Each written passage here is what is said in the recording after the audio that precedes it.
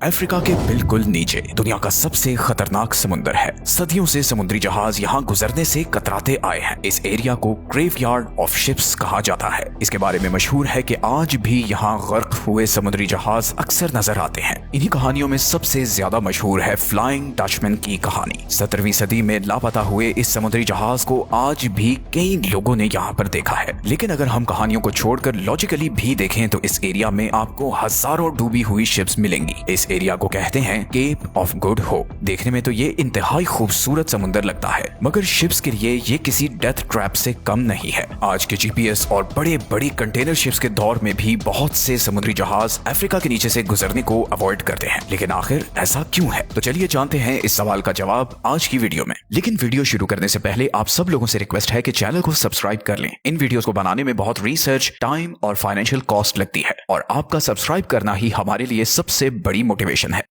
खुशकिस्मती का मकाम कहलाने वाला ये समुंदर यहाँ पर पहुंचने वाले पहले एक्सप्लोरर्स के लिए बहुत ही खौफनाक जगह थी। इस एरिया के बारे में कहानियां सुनकर 15वीं सदी में यूरोपियन सेलर्स ने यहाँ जाने का फैसला किया। 1488 में एक पोर्चुगीज सेलर बार्टोलोमियो डियाज ने सबसे पहले इसे क्रॉस करने की कोशिश की, लेकिन उसके साथ जो यहाँ पर गुजरी वो बहुत भयानक था। तूफानी हवाएं उसकी शिप को उठाकर इधर से उधर फेंक रही थी और उसकी शिप बस डूबने के करीब थी। वो बड़ी मुश्किल से यहाँ से जान बचाकर निकला और अफ्रीका के नीचे से गुजरने वाला पहला यूरोपियन बन गया। उसने इस जगह का नाम केप ऑफ स्टॉर्म्स रखा, क्योंकि जैसा मौसम उसने यहाँ एक्सपीरियंस किया था उसके हिसाब से यही नाम सही था। लेकिन पोर्चुगल में मौजूद बार्टोलोमियो का किंग इस जगह को बिल्कुल अलग नजर से देख रहा था। उसे यहाँ पर अपॉर्चुनिटी नजर आ रही थी। उसने इस जगह का नाम बदलकर केप ऑफ गुड होप रख दिया, क्योंकि ये रास्ता जाता था इंडिया तक, मसालों और खजाने की सरजमीन। और उसके बाद ये एरिया बहुत सी एम्पायर्स के लिए गेटवे बन गया। पोर्चुगीज के बाद यहाँ से डच गुजरे और फिर ब्रिटिश भी यहीं से एशिया आए। उनके शिप्स यहाँ से सिर्फ मसाले और सिल्क ही नहीं बल्कि सोना, गुलाम और हाथी के दांत भी लेकर जाने लगी। हर सफर में पैसा बन रहा था, लेकिन हर सफर में मौत का खतरा भी होता था। यहाँ पर इतनी ज्यादा शिप्स लापता हुई कि सबको लगने लगा कि यहाँ कुछ सुपरनैचुरल चल रहा है। और यहीं से शुरुआत हुई फ्लाइंग डचमैन की कहानी की। कहते हैं कि 1600s में एक डच कैप्टन ने कसम खाई कि वो अफ्रीका के नीचे से इस समुद्र को क्रॉस करेगा, लेकिन उसकी शिप भी इस समुद्र की नजर हो गई। और कहते हैं कि आज भी उसकी रूह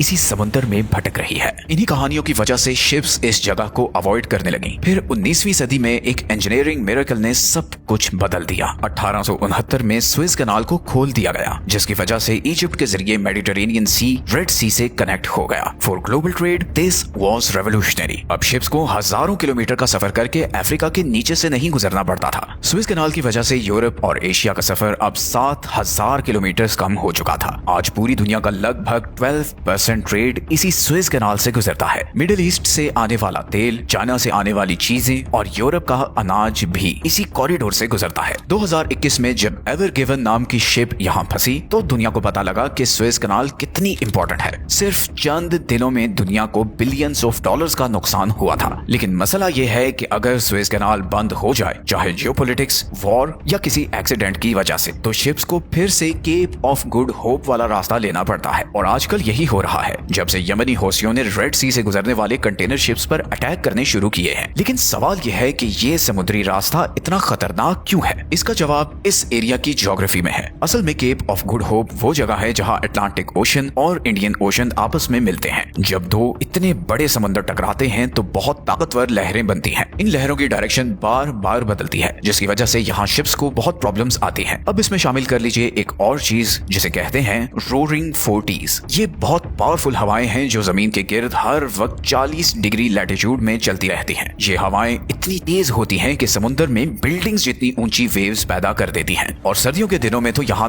10 से 15 मीटर ऊंची लहरें तो बहुत कॉमन है। यहाँ शिप्स ऐसे उछल रही होती हैं जैसे कोई खिलौना हो, और कभी एकदम से तूफान भी आ जाते हैं। इवन आज के दौर के मॉडर्न स्टील के समुद्री जहाज जिनमें रेडार और लेटेस्ट टेक्नोलॉजी है, वो भी इन लहरों के आगे कोई ताकत नहीं रखते। लेकिन यहाँ खतरा सिर्फ लहरों से ही नहीं है, यहाँ की कोस्ट लाइन भी बहुत रफ और पथरीली है और शिप्स के रुकने की की कोई जगह नहीं है। उस जमाने में जब जहाज सिर्फ हवा के सहारे चलते थे, इन पानियों में सफर तकरीबन नामुमकिन था। जरा सी गलती का मतलब होता था कि जहाज सीधा चट्टानों से टकराकर टुकड़े टुकड़े हो जाएगा। इसीलिए इस एरिया में आज भी सैकड़ों जहाजों के मलबे पड़े हैं। लेकिन इस रास्ते में सिर्फ केप ऑफ गुड होप ही डेंजरस नहीं, बल्कि शिप्स को और भी खतरात से गुजरना पड़ता है। अफ्रीका की वेस्ट कोस्ट पर है नामीबिया स्केलेटन कोस्ट। इसके नाम से ही आपको अंदाजा हो गया होगा। सदियों से फॉग, तूफान और ताकतवर लहरों ने यहाँ बहुत से समुद्री जहाजों को तबाह किया है। दूसरी वर्ल्ड वॉर के दौरान एक ब्रिटिश शिप ड्यूडेनिन यहाँ तबाह हुआ था और उसके सारे मुसाफिर इधर रेगिस्तान में फंसे रह गए थे। इसी रूट में शिप्स जब ईस्ट की तरफ मुड़ती हैं तो वहाँ पर मेडागास्कर और अफ्रीका के बीच मोजम्बिक चैनल है। यहाँ बहुत तूफान आते हैं और हवाओं की स्पीड इतनी तेज होती है कि वो शिप्स को पेपर की तरह उड़ा कर रख देती है। सदियों से सेलर्स इस एरिया से भी उतना ही डरते आए हैं जितना केप ऑफ गुड होप से। इवन आज भी शिप्स बहुत ही एहतियात से ये समुद्र क्रॉस करते हैं क्योंकि किसी भी वक्त तूफान आ जाते हैं। लेकिन अगर कोई कप्तान धुंध, लहरों और तूफानों से बच भी निकले तो आगे एक और खौफ उसका इंतजार करता है और वो खौफ है पायरेट्स का। 2000s के शुरू में सोमालिया के करीब समुद्र दुनिया का सबसे खतरनाक पॉइंट बन गया था। छोटी छोटी बोट्स में सवार पायरेट्स राइफल्स और रॉकेट लॉन्चर्स के जोर पर बड़े बड़े टैंकर्स को किडनैप करके उनसे मिलियंस ऑफ डॉलर्स लेते थे। 2011 में इन पायरेट्स की वजह से वर्ल्ड इकोनॉमी को $7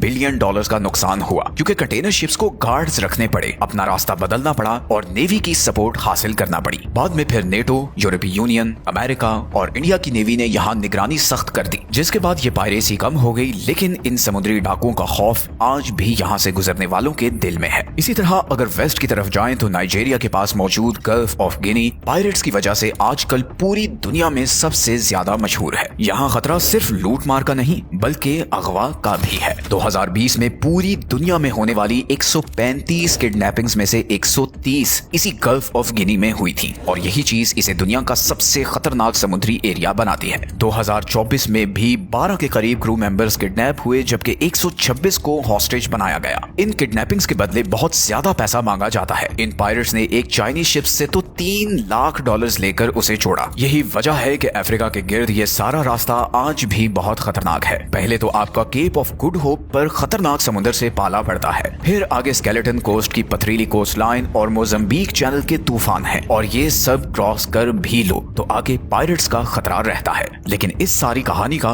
एक पॉलिटिकल एंगल भी है। अफ्रीका के चारों तरफ ये समुद्र सिर्फ ट्रेड की वजह से ही इम्पोर्टेंट नहीं बल्कि ये इम्पोर्टेंट मिलिट्री और स्ट्रेटेजिक जोन्स भी हैं। फॉर एग्जांपल रेड सी में जो केप ऑफ गुड होप के नॉर्थ में है वहाँ यमनी होसी कंटेनर शिप्स पर लगातार अटैक्स कर रहे हैं। नवंबर 2023 के मिड से अब तक 90 शिप्स को टारगेट किया जा चुका है जिसमें से 30 काफी डैमेज हुई और 2 डूब गईं। इन हमलों की वजह से स्विस कनाल से गुजरने वाली ट्रैफिक पर बहुत बुरा असर पड़ा है। 2024 के शुरू में इस कनाल से गुजरने वाली ट्रैफिक पिछले साल की निस्बत 50% गिर चुकी थी। शिप्स ने अपना रूट बदल दिया है और वो एक बार फिर अब अफ्रीका के नीचे वाला रूट यूज कर रही है। इसीलिए ये एरिया एक बार फिर ग्लोबल शिपिंग और ट्रेड के लिए बहुत इंपॉर्टेंट बन चुका है। दुनिया की बड़ी ताकतें अच्छी तरह जानती हैं कि ये इलाका कितना हसास है। इसीलिए अमेरिका, चीन और यूरोप की नेवीज यहाँ मुसलसल गश्त करती हैं। हॉर्न ऑफ अफ्रीका के करीब मौजूद जिबूटी भी इंटरनेशनल मिलिट्रीज का हब बन चुका है। यहाँ पर कई फॉरेन मिलिट्री बेसेस हैं जिनमें चाइना की बेस भी शामिल है। इन समुद्रों को कंट्रोल करने की जद्दोजहद आज भी जारी है, जैसे सदियों पहले ये कोशिश बार्टोलोमियो डियाज और वास्को डी गामा ने की थी। अफ्रीका के नीचे से गुजरने वाला ये रूट जरूरी भी है और खतरनाक भी। एक तरफ तो दुनिया का तेल, गैस और कार्गो यहाँ से दूसरे कॉन्टिनेंट्स को जाता है, लेकिन यही रास्ता खतरात से भी भरा हुआ है। यही वजह है कि आज मॉडर्न शिप्स होने के बावजूद कैप्टन स्विस कनाल का रास्ता प्रेफर करते हैं। बेशक इस रास्ते में ट्रैफिक भी ज्यादा होती है, लेकिन ये केप ऑफ गुड होप वाले खतरनाक रास्ते से फिर भी बेहतर है। तो शिप्स अफ्रीका के नीचे से गुजरने के बजाय स्विस कनाल से सिर्फ इसलिए नहीं गुजरती कि ये रास्ता छोटा है, बल्कि इसलिए भी कि उन्हें केप ऑफ गुड होप जैसे खतरनाक एरिया से गुजरना नहीं पड़ता।